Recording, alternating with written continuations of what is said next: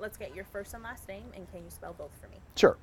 Rob Tibbetts, Robtibbetts. And then for your title, we're just going to do Mollie's dad. Sure. Is that okay? Okay. Let's start off with you talking to me a little bit about Mollie. What type of person is she? I've been saying everybody thinks their children are the most remarkable children in the world, but we think that about Mollie. She's smart, she's hardworking, and I think everybody in Brooklyn loves her because she makes everybody around her feel important, not herself. She's really got a gift for that. Okay. What is the relationship between you and her like? I mean, you just told me she was the best man at your wedding. So what's the relationship between you guys? Silly, fun. Um, we read books together. We talk about movies and music, and we sing loud together when we drive. And she's my best friend. Okay. When and where were you when you found out? I was at work, and her brother Scott called me, and well, he actually texted me and asked me if I had talked to Mollie from the night before. So I immediately knew that she was missing. Okay. And what's going through your mind when you get that text? I mean, it's not a text that you expect from one of your kids. It's very concerning, but you sort of assume it's some kind of a miscommunication, that they had only just discovered that she was missing, and so you sort of assume she's going to turn up right away at a friend's house or something, and it's all just a miscommunication. But there's this sort of sick feeling that goes on into the evening, and you realize that she's missing. When did it kind of click for you that something was wrong and that this was serious? Later that night, when I was driving back to Fresno, it became clear that she was genuinely missing. Did you try to reach out to her at all and try to Oh see? yeah, I've sent her text and emails and voicemails every day. Would you say that you won't stop, kind of just hoping for that response from her? No, I just send her texts about things that we would have talked about otherwise. Okay.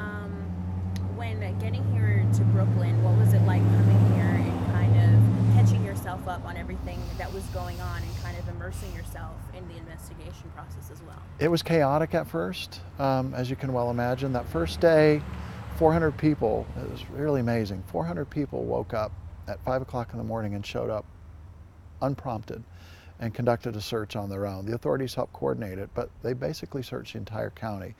And then after that, the law enforcement groups coalesced around a command center in Brooklyn. And so we're relying on our law enforcement partners now to conduct the search and the investigation. Okay. What was it like seeing the outpour of support from the community members in Brooklyn and Mollie's friends and different family members? Really remarkable. Again, you think your daughter is a remarkable person, and then when you see that kind of outpouring, then you realize that other people know that too. She's so outgoing, and she's so poised, and she's a leader in her peer group, and so that's why I think they turned out. And then I think that's why the rest of the country has really adopted Mollie and has really fallen in love with her, and they're very concerned, just like the rest of us.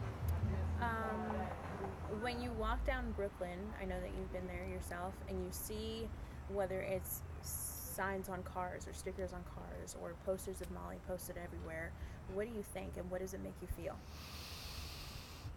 It's encouraging that people are aware of it and that they're trying to show their concern, but what we need now is for people to go to that tip line, and with whatever small insignificant piece of information that they might have, even a sense of something that was just a little bit wrong, they need to call. And if they have some suspicion about someone that they know, it may be a loved one, maybe a family member, they need to work up the courage to call and let the authorities sort that out, because if people don't have anything to hide, then they have nothing to fear. And so we need to let the authorities sort that out. But Mollie's going to come home when somebody shares that information. Is it unsettling to you to know that someone out there could know something and know where your daughter is? No, I know that somebody knows something. There's absolutely no way in a community like Brooklyn that somebody didn't see or know something. And so we just need to get them to come forward. Okay. The press conference took place today, and I know Mhm. that you were there. What were your thoughts on the update that investigators gave? It was consistent with what they've been updating us throughout the whole search and investigation, and so there was nothing surprising there. I applaud the law enforcement partners. They're doing an incredible job. It's a huge effort. It's an aggressive effort, and they're very professional, and they've treated our family with nothing but the utmost respect and sensitivity. Okay. Can you talk about the latest on what you're being told about the investigation? Nothing more than what you were told today. There is lots and lots of rumor and conjecture and speculation in different parts of the media, and that's understandable. But we also appreciate our media partners. If it wasn't for the media, we wouldn't be able to keep Mollie's story in the public conscience. And it's important that it stays there so that someone will think, that wasn't right. I need to call and tell them that I saw a car on the street that didn't belong. I saw a person on the street that didn't belong. Somebody came home late that never comes home late. Something like that is going to change the story. Fresno's Crime Stoppers program and several small businesses are contributing money for the reward fund. Talk to us about how it feels to have support across the country, including Fresno. It's very encouraging. People are coalescing around this. It's been sort of slow to develop, but with law enforcement, we've come up with a strategy, and we think that adding a little bit of a reward that will grow over the next few days might help entice people to be more forthcoming with information. I understand Mollie just visited you in Fresno. Can you talk about the most recent visit? She was in Fresno for my wedding, and she was my best man, and we had a really terrific time. We were at Bass Lake, and Mollie won the state speech contest her sophomore, junior, and senior year. She's extraordinarily poised, gifted speaker. She's a gifted writer. She's a poet, and she gave a really terrific toast. It was quite impressive. Okay. Um, is this kind of surreal for you to be going through something like this? You know, it.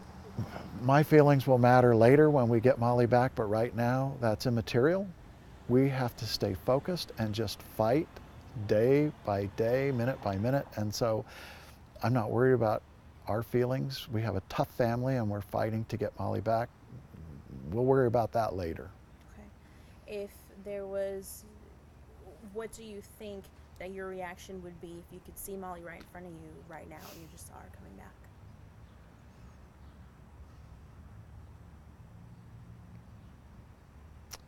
That would be, yeah, that's what we want. What would you say to her? I wouldn't say anything. I'd just hold her. She knows. We'd all hold her. If you could say something to her right now and send her a message, what would you say? Just come home, Pi. We miss you.